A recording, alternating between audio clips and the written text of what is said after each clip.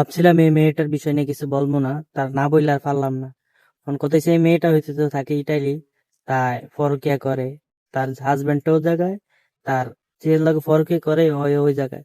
তো না, ওই যে একটা কথা আছে, লাঙ্গের আশা কইরা বাতারা বাদ চাঙ্গাতে, লাঙ্গের আশা কইরা গেছে, অনেক বাতারাও হুটকিত লাথি মারছে, লাঙ্গের হুটকিত লাথি মারছে। তো অনেক কথা যে হ্যাঁ গেছে বিচার চাইতে অনেক, লাঙ্গে যখন নেয় না, বাতারও যখন নেয় না, তো বিচার গেছে বাংলা কমিটির কাছে। তো কনে হেন গিয়া কইতাছে যে আমি, আমার যদি এটা কোনো সমাধান না করে দেন তাহলে আমি ফাঁসি দিব।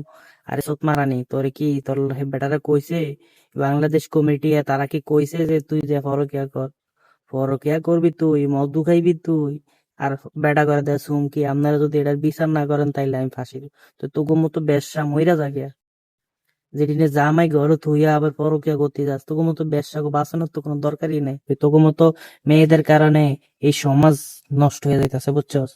তোদের মতো এরকম মেয়েদের বাইচা থাইকা কোনো লাভ নাই, মইরা যা শালি ঘরে শালি করে না। ভিডিওটা সবাই শেয়ার করে দেবে, এরকম ব্যর্থ আর মাগিও কারণে এই সমাজ নষ্ট হইতাছে।